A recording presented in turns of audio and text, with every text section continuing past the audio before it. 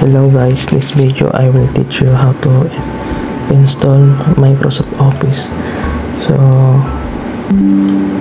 first, dapat naka-ready na yung yung file natin sa desktop, yung installer ng Microsoft Office.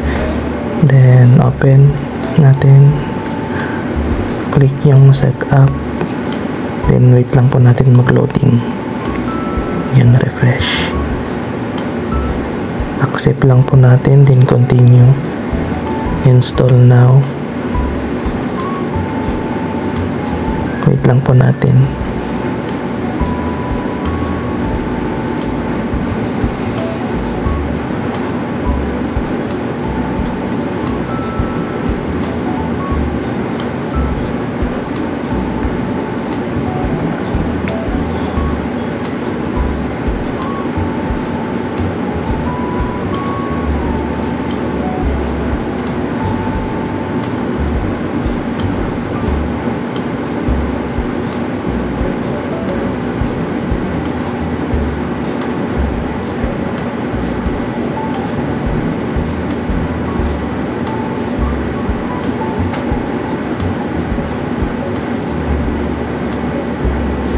Wait lang po natin.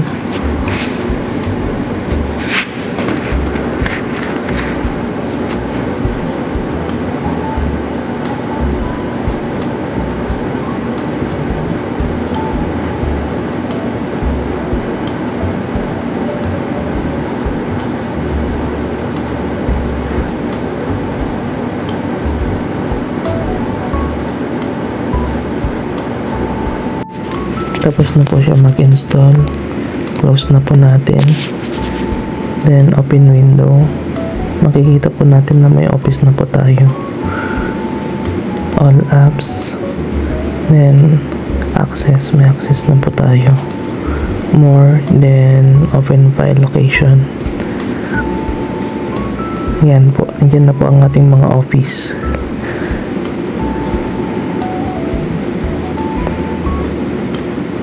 Drag na lang po natin sa ating desktop. Yan po. Word. Publisher. Then access. Yan. Refresh lang po natin. Then try po nating mag-open ng isa. Open po natin tong Word.